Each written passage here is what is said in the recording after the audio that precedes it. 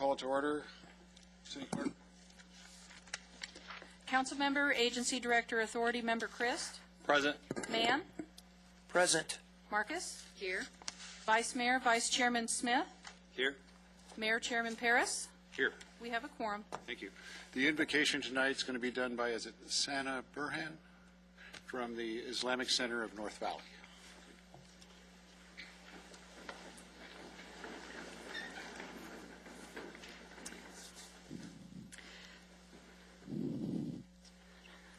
In the name of God, most gracious, most merciful, as the previous year folds away its pages and the new year opens its own, I ask our Creator to make us amongst those who will receive His blessings, mercy, and protection.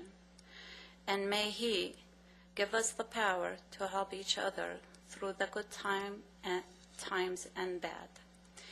And may this year not only hold new resolutions for you and I, but also for our homeless and orphans in this country and the world, and for those who are jobless and all in need.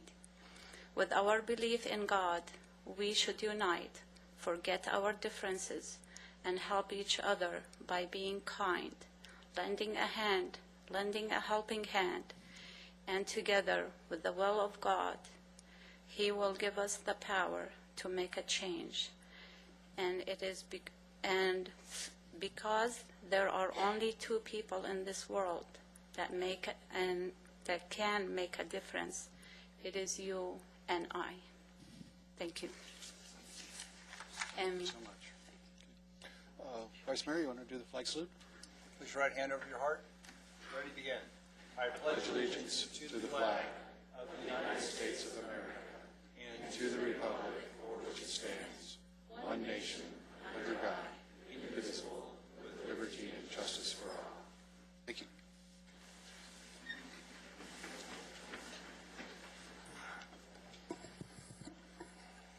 You know, the problem with being mayor of Lancaster is there are too many great people in Lancaster, and when we have a meeting, the presentations can take a long time. Tonight is one of those times, I'm pleased to say. So let's start with the Desert Christian Boys Cross Country Team. Then we'll move on to the Paraclete Girls Cross Country Team, and then we'll move to Kristen. And then the CIF Championships, and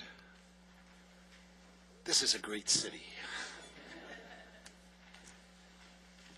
Okay.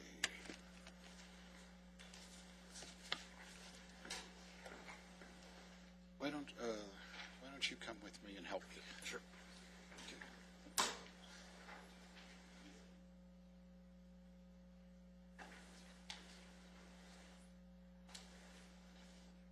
And a great mom even showed up. Okay. If I could have the Desert Christian, is it the boys cross country? Okay. Come on down, please. And I'll read their names, and you can, or do you want to read their names? Okay. Okay, good.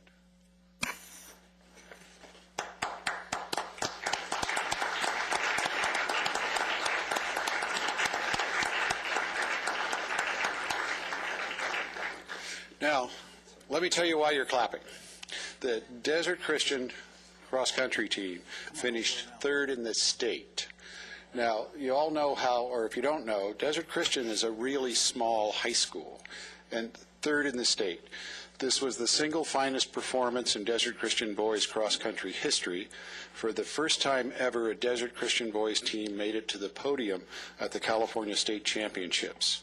This team established a goal to be the first Desert Christian high school cross-country team to make the podium at the state meet, and they met their goal. By finishing at state in third place, this was the fastest run ever on the Woodward Park cross-country course, shattering the previous best from the team of 2002.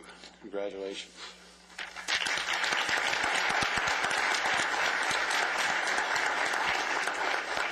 when Desert Christian started, they didn't have a lot of money. You know, there was a very small Christian high school, but they needed to have an athletic program.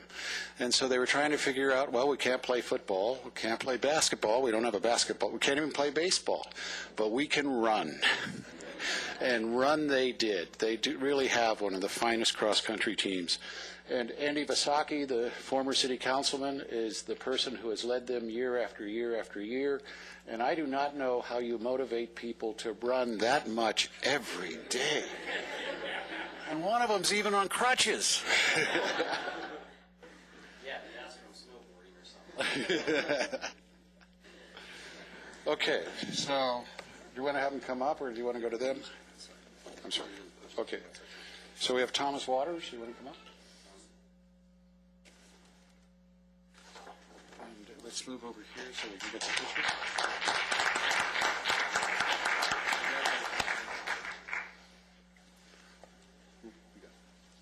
Andrew Starkson.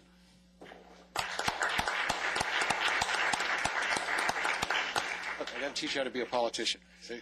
Most important thing is the picture. Okay, thanks. Zachary Patton.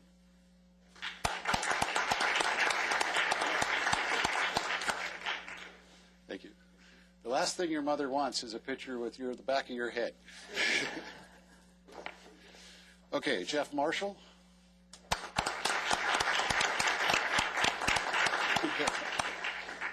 Thanks, Jeff. Jake Goff.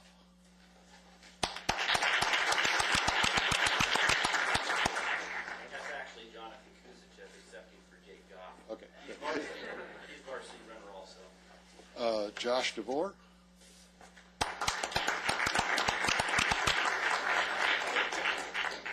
Here we go.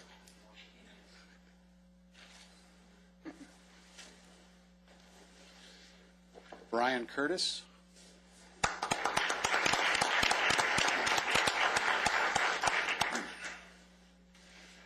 Ray Biggerstaff.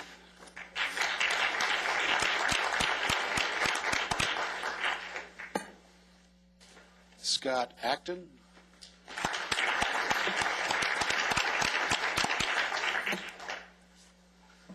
And Kristen Parsons. That's later. Oh, yeah, I guess that's not a guy, is it?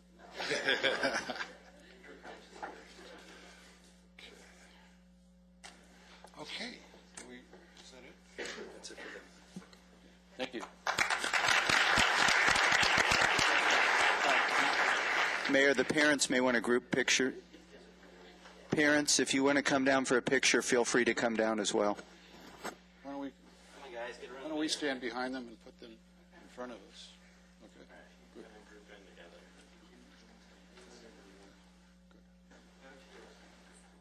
Good. We got the coach. Hey, Ron, you want to get into this?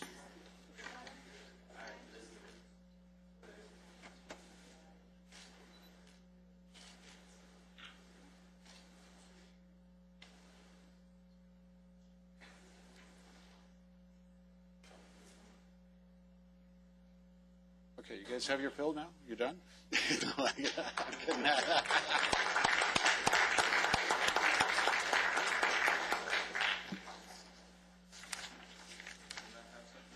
What?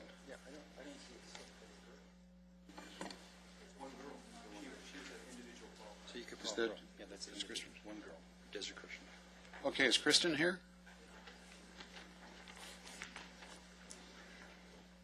Where's the sheet?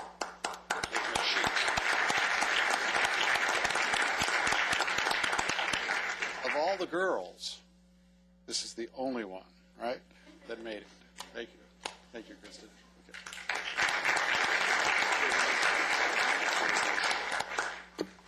Okay. And now if we could have the city manager come join us. Whenever anything happens with Paraclete, the city manager insists on coming up. And he honestly thinks just because he went there 50 years ago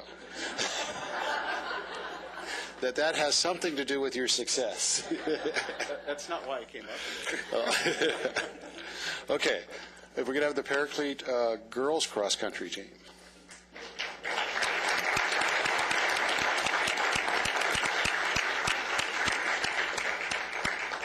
You got it set up? Okay. On November 27th, the girls cross-country team for Paraclete High School became the 7th girls squad in the history of Paraclete to represent the school in the state cross-country finals at Woodward Park in Clovis. The girls' overall team time of 1 hour, 42 minutes, and 25 seconds. Did I get that? Okay. Was, because they just got a bunch of dots, I'm not quite sure what I meant, was good enough to be number 3 all-time for the Paraclete team at Clovis and placed them 12th of the 22 teams competing. These young ladies should feel very proud for having a chance to compete in the state finals. Congratulations for an outstanding season filled with all-time great accomplishments. Thank you.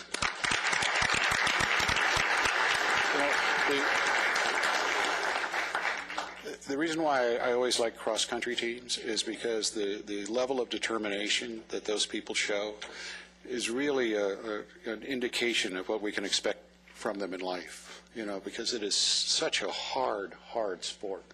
And it's really kind of a solitary sport, isn't it? You know, all you do is hurt and hurt and hurt. But it's amazing that you're able to do it. Okay, Sabrina... Say it again. What? Welga? Good. Thank you.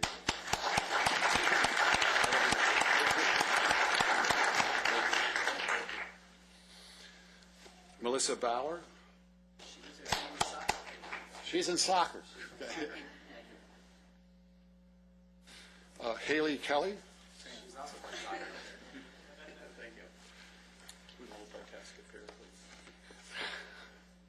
No, they multitask at Paraclete. Ashley Fairbanks?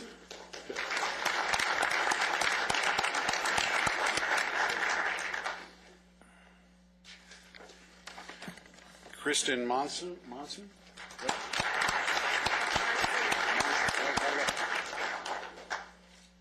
Thank you, Kristen. Lindsay Kelly?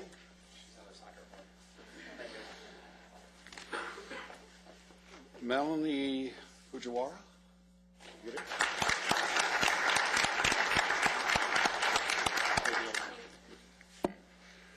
Madison Grenier?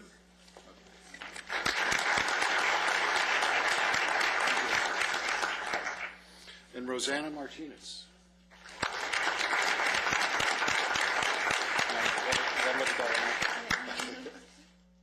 Thank you so much. Okay. Oh, yeah, we need the group. And you can be in the group, Mark. Excuse me. We can be behind you. Mark is finally going to be in the trophy case. Let's give him a hand.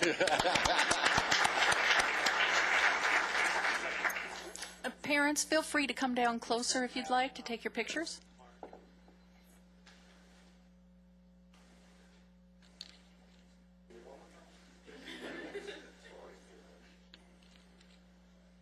Thank you. Thank you, girls.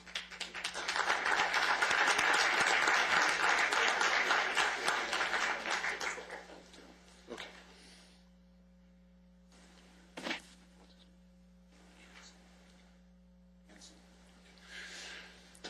We also have an award for the good award, right?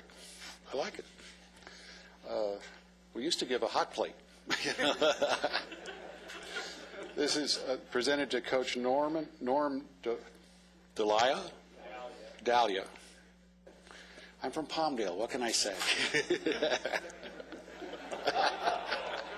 First shot. It slipped out. You know, my wife's watching this. I'm in big trouble. And the 2010 Paraclete High School varsity football team, upon winning the Southern Section East Valley Division CIF Football Championship with perseverance and spirit, presented by the Lancaster City Council, January 11th, 2011. And if we could have the principal, John Anson, also. And let's get the team. Oh, yeah, let's not forget the guys who did it, you know.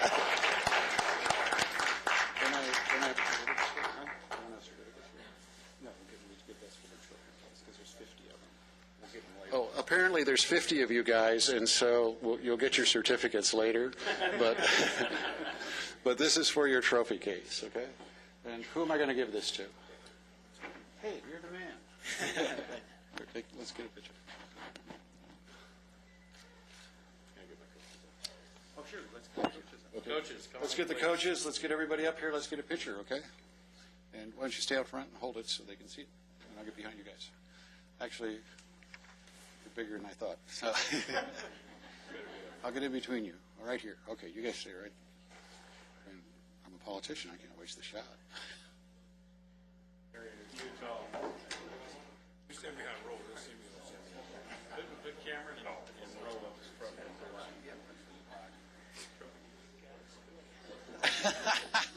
Did you catch that? Gotta get the mayor in there. Don't worry about me. I'm here.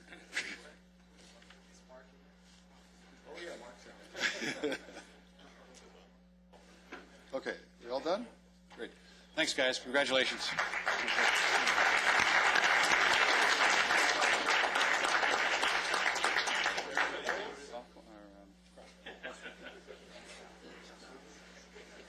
You do that. I can't remember all that. I'm old. You do that. And you have one more. The athlete of the month. Also of note and very proud accomplishment, both the girls cross-country team at Paraclete and the boys football team were all CIF in academics. The entire team was over 3.0.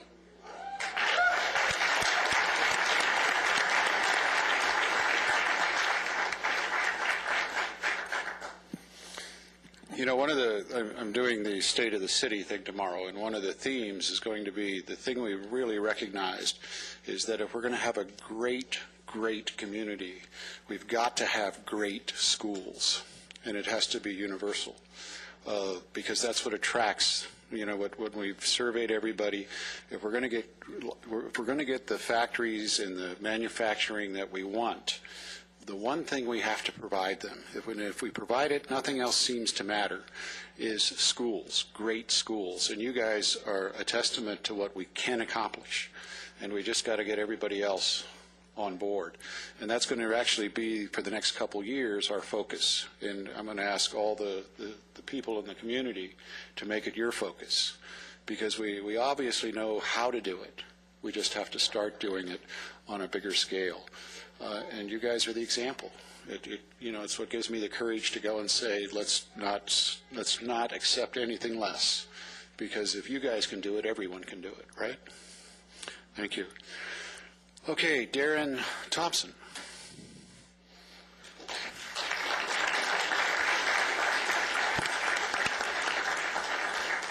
I told you, you're the man. Didn't I say that?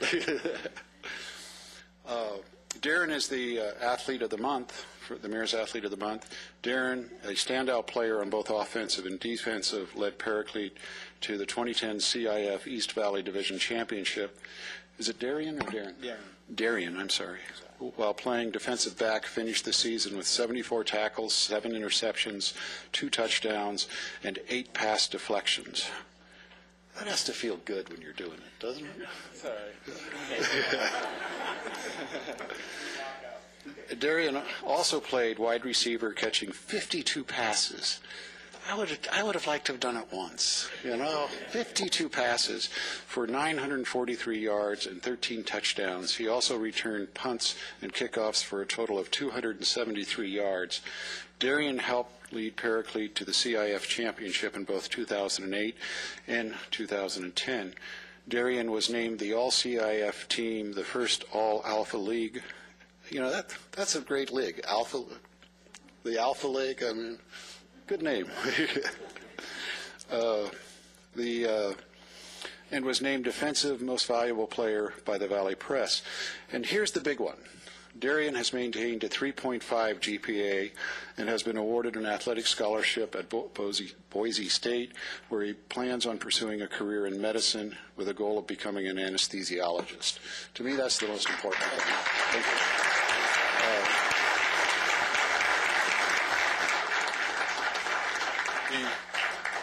Imagine the time commitment to do all of this, and he still volunteers at various school activities, including the special needs dance. For his outstanding accomplishment in athletics and academics, and for the community, I'd like to present Darian Thompson with the Mayor's Athlete of the Month Award. And along with this comes a scholarship of $1,000.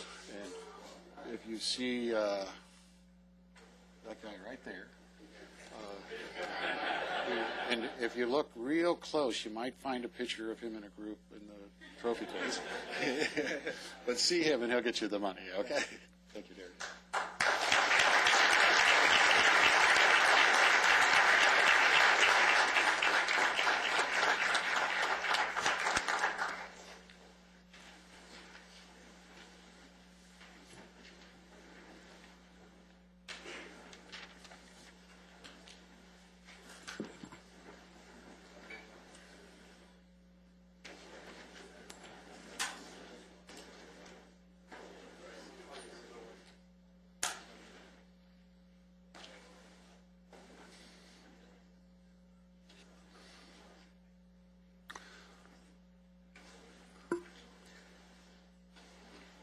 Let's take 2 minutes, meaning let's not go anywhere, but let's relax for a couple minutes.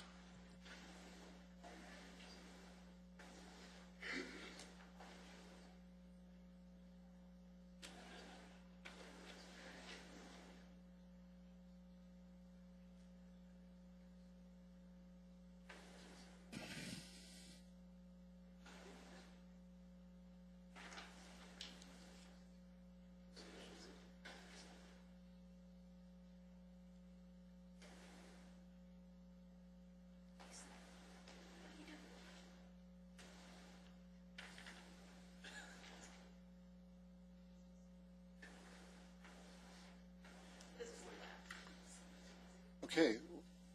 We also have Tim Fuller, who has a presentation for the council. We have both Fullers. You're going to give us all new Ram trucks, right? When everybody gets up and leaves before you speak, it's hard not to take that personally, but it has nothing to do with the profession. Thank you very much for giving us the opportunity to address the City Council this evening. For those who don't know me, my name is Tim Fuller. It's my brother Tom, and we're brothers. We're partners and co-owners of Hunter Dodge Chrysler Jeep and the Lancaster Automobile. And I'd like to talk to you about 3 things tonight. One of them is automotive history, brief automotive history, dealer finance, and partnerships. Dealer automotive history is pretty easy. The year 2008 could be summed up for the auto industry in one word, and that's dismal. It was a bad year. It's when our economy started going bad all the way around. I think car dealers, and specifically domestic car dealers, felt it worse than anybody else. 2009, all of a sudden it got worse. And on April 30th, 2009, Chrysler Corporation, at that point in time Chrysler Motors, declared bankruptcy. And we all held our breaths because we were told that letters were going to be sent out in the next few weeks, all at 10 o'clock in the morning, UPS, at the same time across the country, letting us know which dealers were going to be remain in business and which dealers were going out of business. That's the way they told us. And they came, and we were very happy to receive one of the letters that said that we were in business. And in fact, that made front page of the Antelope Valley Press. And at the same time, there were those people who were less fortunate. We had thousands of people in this entire country that lost their businesses on that day, many of them being friends of ours across the country. What didn't really make the news at that point in time, though, but was equally important, is when they announced the bankruptcy of Chrysler Corporation, they also announced that Chrysler Financial was being liquidated. And a lot of people think of Chrysler Financial as, okay, they're the people that make auto loans, they're the ones that people would pay their bills to, but they may not realize how important Chrysler Financial was to a Chrysler dealer. Because in addition to providing loans for our customers, the other thing that they did was they provide flooring lines of credit and real estate lines of credit. Real estate we're all familiar with. You have a building, you have land, that's the collateral for the money that's lent, and if you default on it, usually the next morning it's right where they found it, or they would expect to find it, and it's there, and they come and they take it over. Flooring line of credit is a little bit different. It's unique to the auto industry in that our franchise agreement requires us to have a line of credit so that when a car is produced and shipped from the factory, it's automatically billed to our line of credit, from that moment. And when it arrives in our dealership, then we have choices. We can either keep it and pay interest on it until we sell it, and then we pay back, in our case, Chrysler Corporation, Chrysler Financial, or you can pay it off. And the grand majority of dealers, such as ourselves, don't have the capital to be able to pay all those off, and so we keep them on that flooring line. Well, it was announced that GMAC was taking over flooring and other financial services for Chrysler, but we had to reapply for them at the same time. And like I say, we had our real estate and our flooring line of credit with Chrysler Financial. And unlike the real estate loan, the flooring line of credit is based on a depreciating asset. So if for some reason we default on our loan, they would sell all of our cars at auction in order to get their money back. They would get much less than what we paid for them because they're selling them in bulk. And then the other thing that happens, and that they're very worried about, is if we were to try to default on that loan by selling cars and not paying them off, then they also do not have the cars themselves to be able to sell. So it's very common for them then to ask for a general UCC filing on all your business assets. In our case, they cross-collateralized our real estate with our flooring line, and then they also had personal guarantees for my brother and I, which worked out actually very well for us for a long time. And all went well. We were approved by GMAC to take over our flooring line of credit. And the only thing that they said was it was contingent upon Chrysler Financial to release their general UCC filings and the personal guarantees that my brother and I had. Since those were on the line of credit, we assumed that that would be an easy process. And for months, it went along fine. But in early January, and I should say that there were other dealers that were in the same situation across the country, so it wasn't unique to us. But in early January of that year of 2010, negotiations basically broke down between GMAC and Chrysler Financial. And what happened was that Chrysler Financial had no incentive to give up what their collateral that they had. So they wanted to keep, in our case, our real estate loan, but they would not release the UCC filings.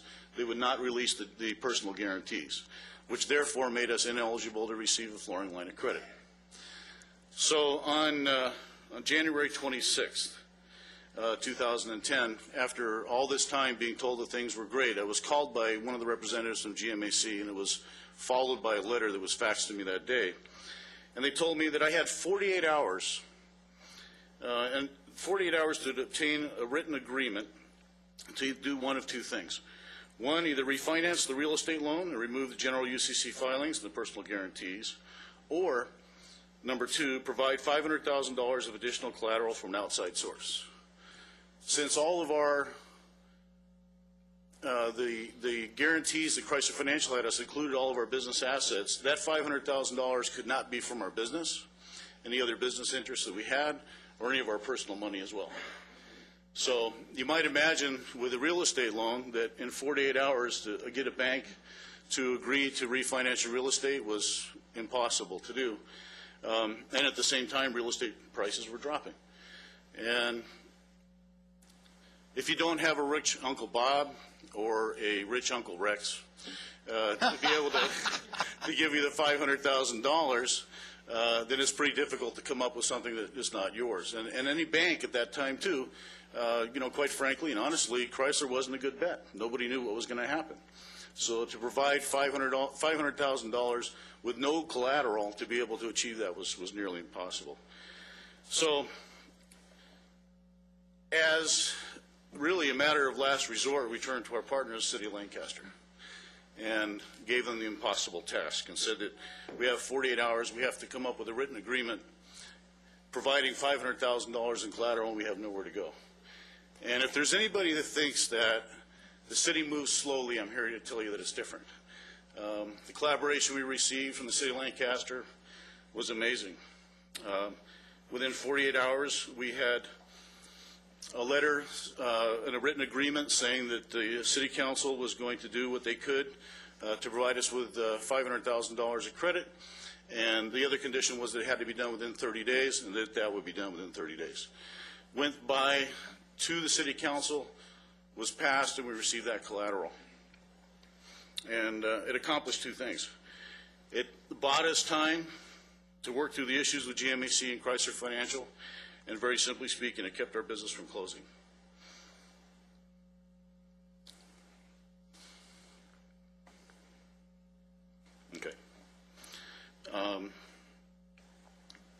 If we did not have a flooring line of credit, we would have been in violation of our dealer agreement, and we would have been forced to liquidate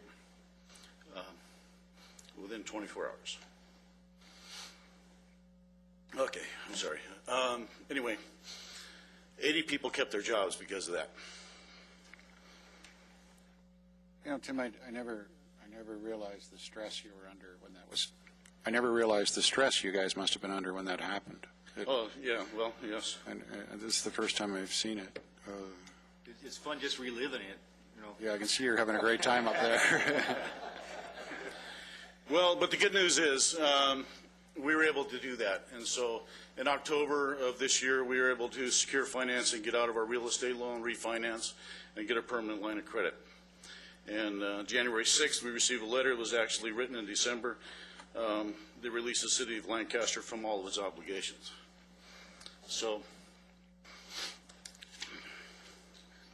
I know there are people who, when this was reported, said they were receiving a handout. But what we received was a hand from a partner, and gosh darn it all. I didn't really expect to get emotional. I was going to just read off of this thing, and everything was going to go perfectly, right? You know, I think we should be emotional. This is our community. We were all worried back then. You know, I mean, they were taking our redevelopment money. We didn't know how many people were going to get laid off, if any. We were all really scared, but we came together as a community, and I'm proud of that, and I'm proud that you guys came to us and asked. You know, a lot of guys would have gone under without asking. I think that this is a great place for us to live for that reason, is that we're really recognizing we're in this together. Yeah, I appreciate that. I'm just so happy you guys are there. Well, and learning to ride a horse when I was growing up, my grandfather said there's no shame in asking for a leg up. And if you don't know what that is, when you're trying to get on a horse and you're really small, you put your knee and they grab underneath your leg and they put you up on the horse, but you still have to ride the horse once you're up on top. So I like to think of it rather than a handout that we got a leg up from the city of Lancaster. And I've spoken about the city of Lancaster as being a generic source. It really wasn't like Lancaster Boulevard parted and gave us this money.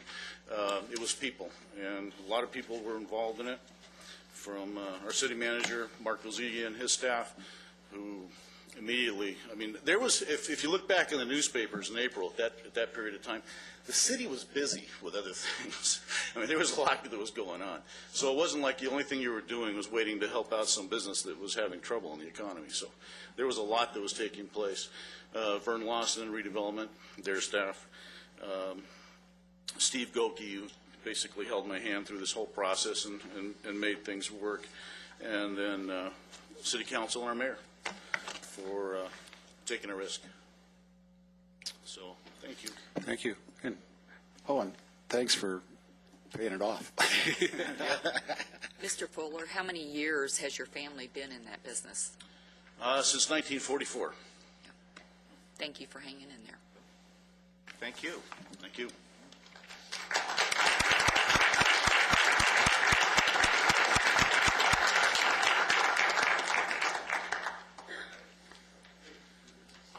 Okay.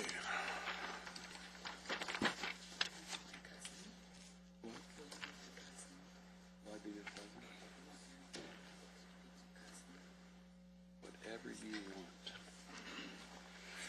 Okay, city manager, anything? Oh, I got to do that thing. All speaker cards must be filled out and submitted prior to the agenda item being called. The same rule applies if you wish to speak on non-agendized items at the end of the meeting. Following this process will allow us to conduct a timely and orderly meeting. Thank you. That's sort of like the warnings on those medical things, you know, you got to read them. Yeah. City manager, anything to be removed from the agency consent calendar? No, but when you get to consent calendar, I believe Councilmember Christ or Councilman Marcus might want to pull CC5. Okay. Do I have a motion on the agency consent calendar? I'll move that we adopt the agency calendar. Is there a second? I'll second that. Let's vote. It's unanimous. Approved. Do we have a motion and a second for the adoption of the minutes? I move to adopt the minutes. Second. Let's vote.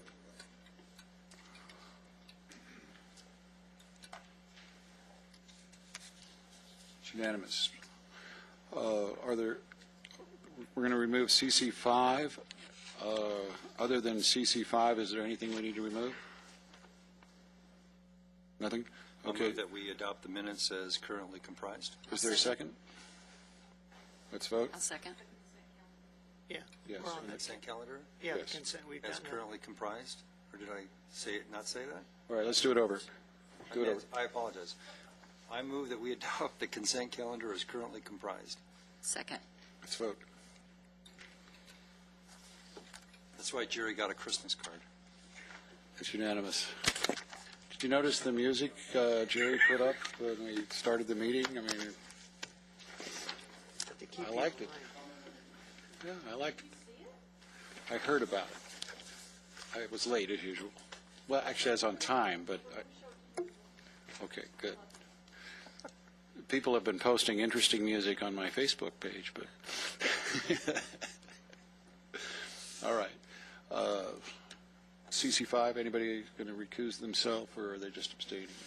Move to adopt CC5. I'll second it. Let's vote.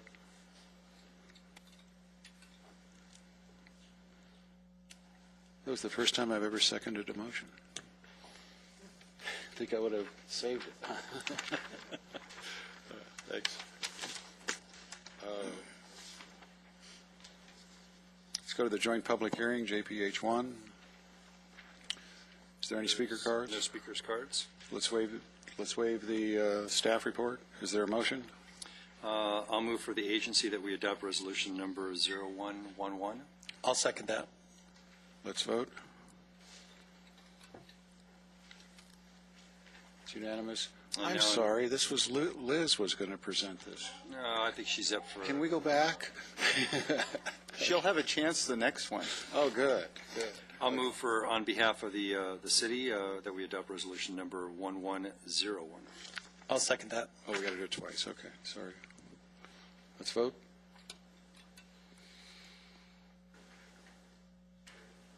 Well, I'm confused. 1101? We did JPH1. No. 01? Number 1103. 03. Yeah, right. Right. Sherry was the only one who knew what she was voting on. Okay. It's unanimous. Okay, new business. Any speaker cards on new business item 1? Yes, there's one speaker card. Okay, Ms. Brubaker. 2. Where's the second one? And it was on. Okay. 2. It broke Liz's streak. I know. Good evening, Mayor Paris and City Council members. On November 2nd, 2010, the Lancaster Neighborhood Vitalization Commission reviewed the subject ordinance and recommended that it go before the City Council for approval. The subject ordinance should be amended to address scavenging, which is the practice of sifting through commercial or residential trash to find items that have been discarded by their owners. The problem with scavenging from trash containers is that identity thieves use the personal information from credit card offers, medical statements, and other papers that contain personal information to commit identity theft, which is a serious offense. There is a growing concern among the citizens regarding their safety with scavengers removing recyclable and discarded items from the residential trash containers. Additionally, there is a potential health risk to people who rummage through raw garbage for recyclables and discarded items, and others who are often placed at risk when scavengers remove carpet, clothing, and furniture from trash containers and sell them to unsuspecting buyers who can be contaminated by the items. The subject ordinance will have a prohibition against scavenging if approved. Therefore, staff recommends the introduction of ordinance number 960, amending Title 13, Public Services of the Lancaster Municipal Code, replacing Chapter 13.16, refuge collection and disposal in its entirety. Do you have any questions? Okay, thank you. Thank you. Gary Burgess? That's all the speaker cards you got, huh? Good evening, Mayor Paris, council members. While I support Ordinance 960, I would like to bring up a couple points I would like you to consider. Point number one would be having the deputy sheriffs enforce this ordinance. I feel that when it comes to enforcement of this ordinance, if our deputies are tasked with this, then it may be, in a lot of instances, a poor use of law enforcement resources. My understanding is that a deputy can't, in all situations, cite for a misdemeanor unless they are witness to that infraction. To have code enforcement issue an administrative citation will be difficult in most instances, as the crime, if you will, may happen before they have started their workday.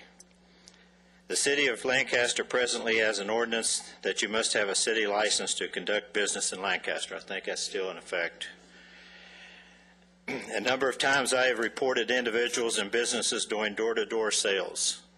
Nothing happens to these individuals or businesses unless I or you, as a citizen, makes a citizen's arrest, which most of us don't want to do in fear of retaliation, and especially if it comes down to make a citizen's arrest on a trash picker, I question who you're dealing with here to a point. And I don't want something to happen to my wife or my house or whatever in the neighborhood. But in closing, I would like you to consider how you are going to enforce this ordinance. How are you going to bring it to the attention of the pickers that you even have an ordinance to this effect? Because I don't think that a lot of cases that they read the newspaper maybe or come to the council meetings. Will you have all trash cans labeled with Ordinance 960 to point out that it is illegal to pick through the waste containers? Just some ideas like that. I find it strange that I'm the only one here tonight to address this, because it's a very important ordinance to give the city, I think, some teeth to enforce it or to stop this. And you're right about the ID theft. Although my wife's ID was compromised last summer, and it came from a doctor's office where they'd taken the records. Probably, I suspect, the cleaning people or something like that. And again, I'm surprised that the people I spoke to in the city here that's concerned about this, that they're not here tonight to urge you to pass the ordinance and to do something about it. I've used my own methods to curtail this on my street, and they're probably borderline legal, but it kind of stops it from happening. So good luck. Thank you. Any questions? Careful with that borderline stuff. Oh, I said careful with that borderline stuff. Thank you. Okay. David Paul, please.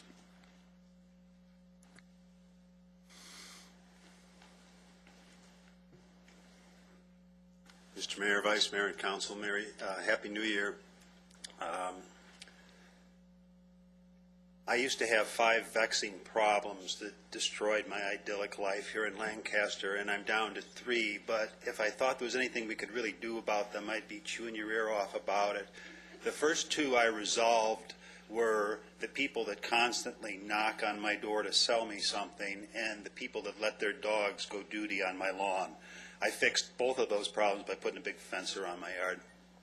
The other problems I still have are dogs that bark 24 hours a day, cars that speed recklessly up and down my street, and all the trash pickers that descend on my street on garbage day. Now, the enforcement thing is the stickler, isn't it? Because we don't really have anybody to do it.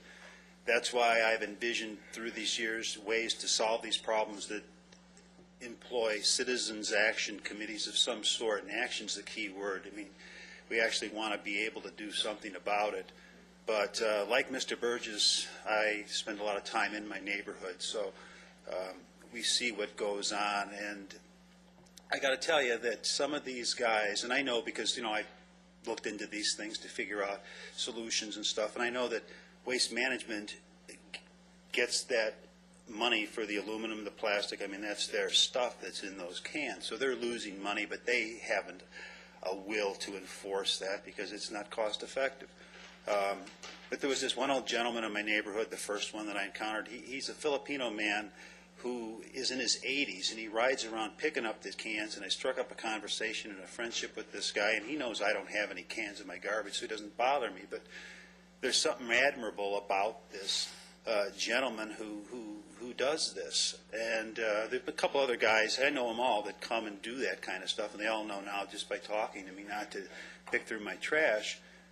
But with more and more people desperate, there's an uptake in the pickers coming, and I'm standing out there telling them that guy was just here an hour ago, and you got to get up earlier. So I would love to be able to do something as a citizen about this, and even if it's going out and talking to these people or keeping track of them or taking their picture and just finding out who are the ones that are the 80-year-old men that are trying to scrape out a living and who are the people that we might want to watch a little closer. So that's what I thought. Mr. Burgess made some great points, and I'm on the same page as he. Thank you. Thank you. Any discussion? I would just like to thank the LNVC, and I'd also like to thank Sandra Pursley Boyle for her help from Waste Management. We had started conversing about this issue. It had been brought up to me many times by citizens in Lancaster, and there needed to be something done about it.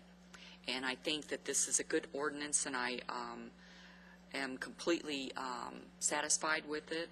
I believe it's going to promote health and safety and welfare. And I would say there are many different ways to make a living and scrape together a few cents. I once delivered phone books myself and made a few extra dollars. So just appreciate your help with it. Thank you. Anyone else? Are we going to put decals on there that describe the ordinance? We're not. I don't know what Waste Management has planned. Yeah, maybe we have. Come on down, Sandra.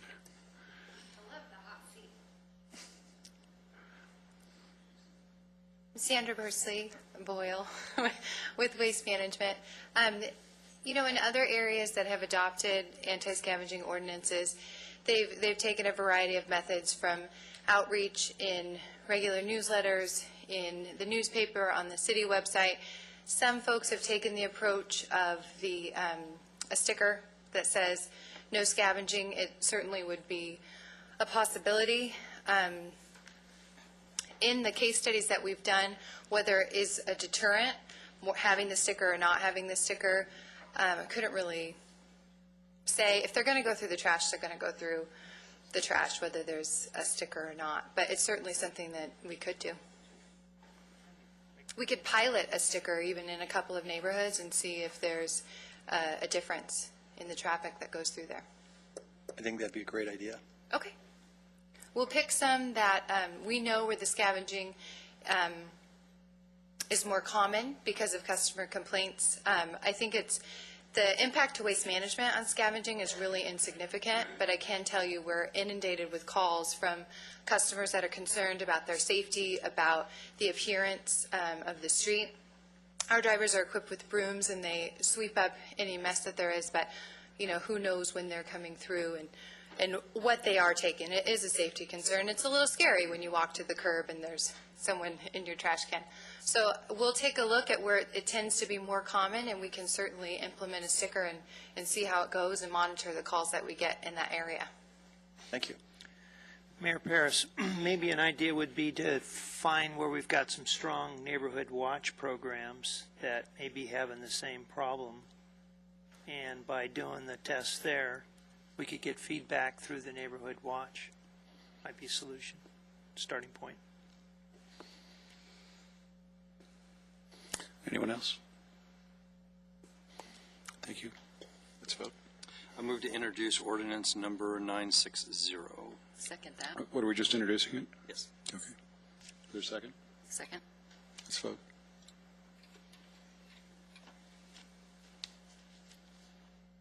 It's 4-1. It passes. Okay, moving on to the council agenda. Several people from various commissions have contacted me and said that they want a break. And given the amount of work that we're requiring of these people for free, I can understand why they do. So next meeting is when I will nominate the new members of the commissions. And we're supposed to do it every January, but we haven't really got in sync yet. But this will put us back in sync. I would like all of the commission chairmen to talk to their members and find out who wants to stay with the level of commitment that's required, who would like a break. Anybody who wants a break, I certainly will want them to come back a year from now if that's what they want to do. This is also an opportunity for people who want to get on the commissions to put in an application. And we're starting the Human Relations Commission and the Seniors Commission, although we'll call them whatever we have to call them to deal with the various rules about those. So there's a lot of opportunity for people to get involved in their city. That's the first item. There's some discussion about naming the plaza in front of City Hall in honor of Mayor Bishop Henry Hearns, recognizing his contributions to the city of Lancaster, especially his leadership in establishing the Martin Luther King Jr. Day of Service. I'm obviously a proponent of this. I've been a proponent of the bishop for a number of years. I don't know anyone who has been so selfless in his service to this city, sometimes working 2 jobs plus being a councilman or a mayor of this city. He has shepherded us through some extremely difficult times, some extremely adversarial times, and I can't think of anyone who is more worthy of this honor.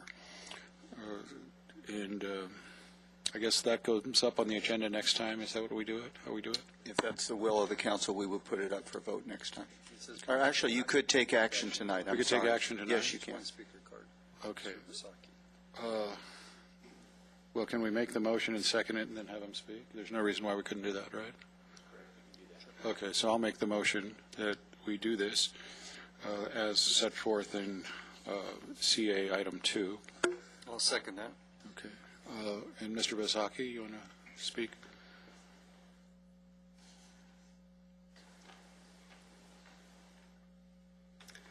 Hi. Well, I don't know, but for some reason this feels kind of weird, but I imagine it does. It does. It just feels a little weird. Mayor, Vice Mayor, and members of the City Council. As you know, I was here for an item earlier, and when I looked over the agenda and saw this particular item on there, I told my team I could not leave without at least taking a minute to comment on it. And I just want to say I think it is just an absolutely fabulous idea. I echo the comments of the mayor, having had the privilege of serving on the City Council with Mayor Hearns for 10 years. But it's not just that. He's done so much more for our community. It doesn't matter when he sat in that seat whether the people in the community agreed with him or didn't agree with him on the issues. It's the tremendous impact he's had as an individual on the lives of so many people in our community. So I think it's just fitting and appropriate, and I fully am in support of honoring this wonderful man in this way. Thank you. Thank you, Mr. Basaki. Shall we vote? Or any further discussion? Okay, let's vote.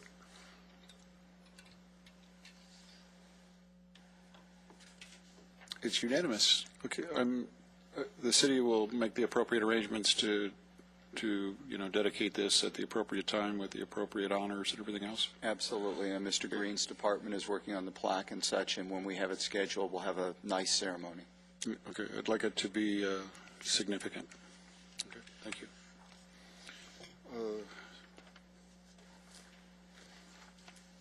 No action required at the Lancaster Financing Authority. City Manager, any announcements? I have 4, and I'll make them as quick as I can. This Saturday is our Martin Luther King Jr. Day of Service. Saturday morning, we have 20 community projects. We're hoping to get over 1,000 volunteers, so we ask the public to go on the website, call City Hall, and we'll put you in touch with the project. There's a project for everyone.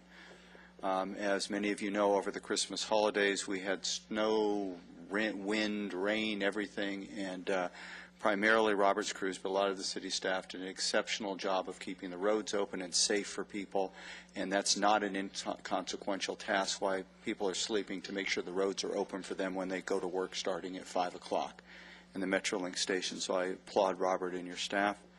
The state budget, I'm sure the council will have a lot to say about that and proposals in that over the next several weeks. Suffice to say that we will be considering all proposals as we put our budget together, and we'll be providing information about state budget proposals and impacts on the city to you.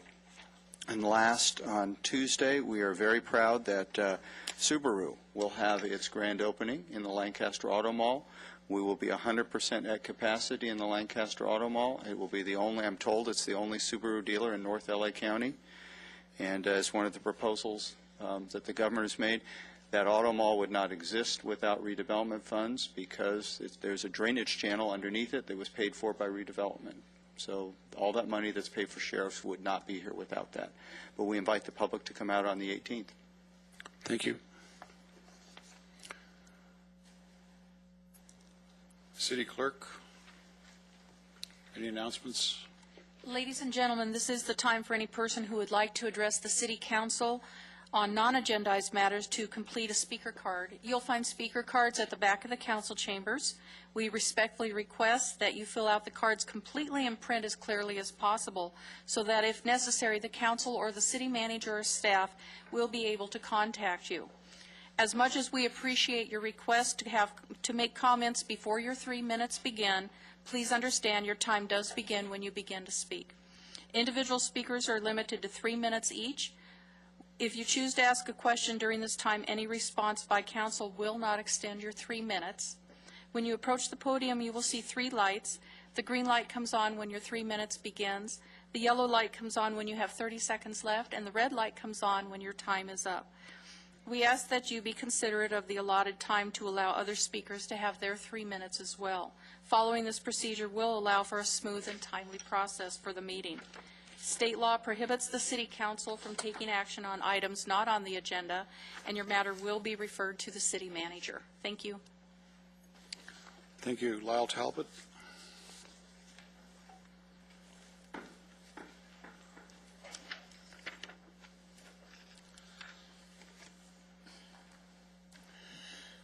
Good evening. First of all, I'd like to speak about the Palmdale Power Project, the so-called hybrid power project. As reported in the Valley Press on December 27th, that there will be an evidentiary hearing in Palmdale by the California Energy Commission, which is in error. That meeting will be held in Sacramento, although my colleague Jane Williams from Desert Citizens Against Pollution tried to have it held in these chambers, because we have an interest in that project, because the turbines and their exhaust will blow into northeast Lancaster. The Air Force has caved in. They have no more objection to the proposed plant. So we will be in Sacramento on the 27th, my colleague Jane and I, to present our evidence, which has to be in there a week from tomorrow, we just found out. So I hope our representatives from the council who sit on the Air Quality Board will be in attendance in Sacramento to state our concerns about Lancaster citizens' health from the Palmdale proposed project. And Ms. Marquez, I'd like to give you a tip. And public speaking, you ought to think about joining Toastmasters. They will take that out of your presentations, and it's a good experience. Breakfast at Camille's. And I didn't like your attitude when I spoke here the last time with the schoolgirl thing about, I have a secret about the Palmdale Power Plant, and you wouldn't tell me in public, as if you had a secret. So lastly, I got 45 seconds, I can read this. Letters to the editor, which may not get published. The recent ongoing hassle between Rex Paris and his so-called stalker, David Aber, at the 24-hour gym needs some kind of settlement outside of the courthouse. Here's an idea.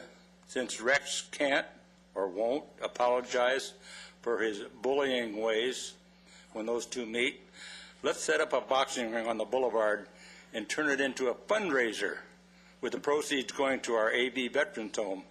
Save $50 for a ringside seat. Parks and Rec can promote it as the Boulevard Brawl winner take all. Thank you, Mr. Talbot. Your time's up. How about it, Rex? Thank you, Mr. Talbot. Your time's Suit up or shut up and get Jim Ledford to be the honorary referee. Any takers? Mr. Talbot, I appreciate that you're an elderly gentleman, but you yes. have to follow the rules just like anyone else. Please have a seat. I certainly will. Thank you.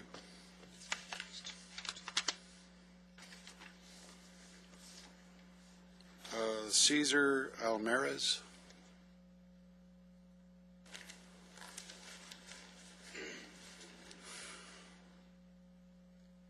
How are you doing? Good evening, Mayor. It's Cesar Almaraz. I'm sorry. Yeah, that's all right. Well, a lot of people call it that. Anyway, my name is Cesar Almaraz. I'm pleased to be in this community. I've been here for almost 30 years. My dad worked for NASA and the B-1 and B-2 programs. That's what brought me up to the Antelope Valley. I'm currently a homeowner, resident, and I work at Edwards Air Force Base as a helper. What I want to talk to you this evening is to tell you, to congratulate you as a visionary toward the development of the Lancaster Boulevard projects and on some of the other projects we have here. What interests me, I only have three things I want to bring up, is the name of the street that used to be Elm. I used to live on that street. It's called Ehrlich now. It's only Ehrlich for maybe one block on each side of the boulevard. Then it turns back into Elm. And I just, at your greatest convenience, sir, if you could make comment on how that process comes about, because I just want to mention that the city of Lancaster is sensitive toward their history and their heritage. And I don't know how that process works exactly. Also, one of the hobbies I have at Edwards Air Force Base is I do Frisbee golf over there. I understand Palmdale has a course. Tehachapi, I go to Tehachapi and I play it there, but we don't have one here in Lancaster. And I know that it's not really difficult to fund that kind of a project, so I thought I'd roll it by you because I know you do the 10-speed thing and you have other projects, trail hiking and so forth, other activities, baseball and so forth, and I just want to roll it by the city and yourself. It's a good idea to have here someday here, perhaps. I've never seen it. Yeah, it's just like golf. They have like 8 courses. They're only like $100 a piece to get these like racks that we throw the Frisbee at, and we play golf. And it would be a good alternative for kids, and it's spectator friendly. Also, I want to congratulate you on your Streets of Lancaster go-kart project. Also, and that's all. I'm kind of nervous. My first time addressing the City Council, and it's great to all. Good evening. I'm glad you came up. Thank you. In answer to your question on the Ehrlich Elm. Yes. Okay, it's still Elm. Oh. We put the Ehrlich on it. I mean, you're not allowed to actually change a street once you do it. I didn't know that. We put the Ehrlich, so it's Elm Ehrlich, I guess. Oh, it's Elm Ehrlich, to my understanding. It's called a dual designation, but it was to honor the person who really, we wouldn't have that boulevard but for Scott Ehrlich. Oh, that's who that. I didn't know. See, that's why I came to ask you about that. Okay, all right, sure. Thank you, Council. And we'll look into the other thing. Oh, yeah, okay, that's because it's catching on again. It's an old sport that's being brought back, and we have a course at Edwards Air Force Base. Like I said, we have one in Wrightwood, we have one in Palmdale, but we don't have one here. And that might, if we had one here, maybe we can kick things up as a peacemaking process. Oh, anyway, thank you. I mean, I won't have to beat up anybody in a boxing ring. Okay, good. Thanks. David Paul, please.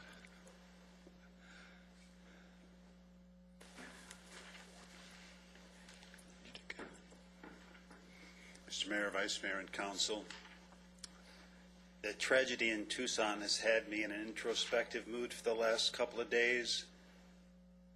Whenever I leave the house, the last thing I always do is kiss my boys and tell them I love them. And it may seem odd, but I'm here tonight to recommend that all of us just tell those we love, that we love them whenever we get a chance. When I was 13 years old, my father and his new wife had a baby. Jennifer Lynn Jensen was born August 20th, 1968. And I watched my mother go through this grieving process because it was less than a decade before that my father had abandoned her and her 3 small children, telling her that he didn't know what he wanted, but this wasn't it. And so for him to start a new family hurt her. And I knew that, but I didn't expect her to be pained when I wanted to get that child a present. When I was a kid, I had a pink teddy bear. It was my first friend, and I just wanted her to have that advantage.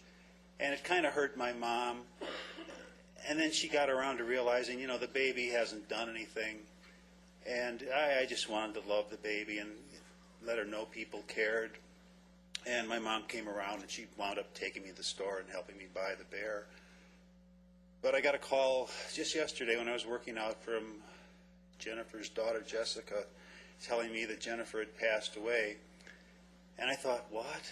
You know, she's 42 years old, but she was in bad health, and she had a rough time. I mean, in many ways, growing up with my father was worse than growing up without him, and she bore the brunt of that. But I loved her, and I will miss her, and I just want you all to consider what I said. Those we love, we never know.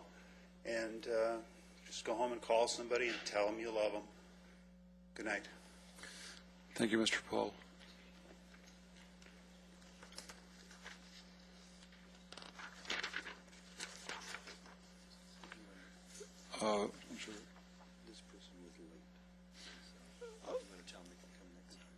Sue Dell was late, but Sue Dell has been working her fingers off on the Human Relations Commission, and if she wants to speak, I'm going to let her speak. And break the P.K. Shaw rule. Hey, that's why we got a city attorney. What the heck? I'm sorry. I missed the attendance rule. Okay. Mayor and members of the council, in deference to Mr. Paul, I want to tell each of you I love you and thank you for everything you've done. I, in specific, consider myself a relatively intelligent person and cannot find the street to turn on to come to City Hall.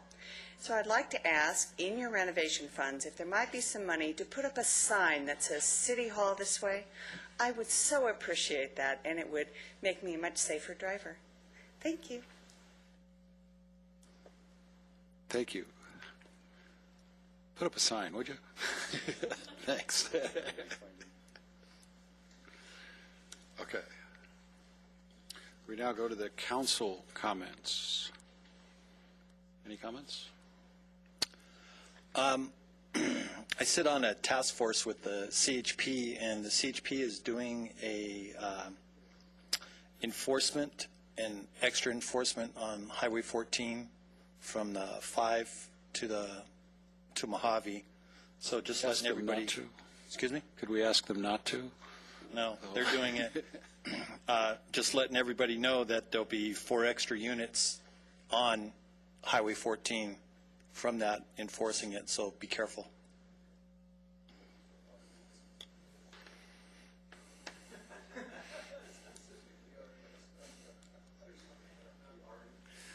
They can't catch an R8. Anyone else? Yes, sir. I just wanted to say that Governor Jerry Brown has basically threatened to come and demolish redevelopment funds, and I think that it's basically criminal that he would try to balance the state budget on the back of the cities, the small guy that has been responsible and that has balanced their budget. Also, in light of what happened in Tucson, I think that was such a selfish and senseless act that was done, and I just ask that you please pray for Congresswoman Giffords and for the families that lost loved ones. It just breaks my heart over the 9-year-old that died. Thank you. Anyone else? Okay. Okay, we will now recess to close session for a conference regarding the Mongols Nation Motorcycle Club versus City of Lancaster. And we will be back.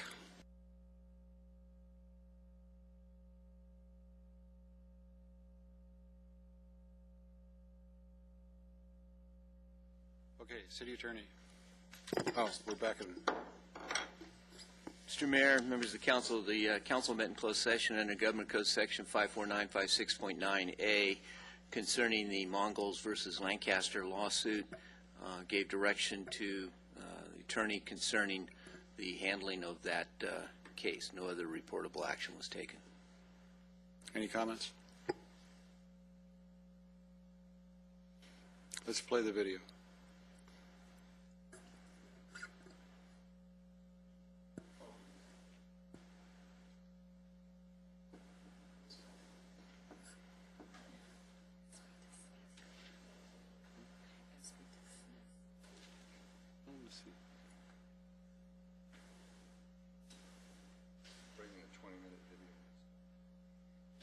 How long is this video, Jerry? 6 minutes? All right. I can cool down in 6 minutes. Okay.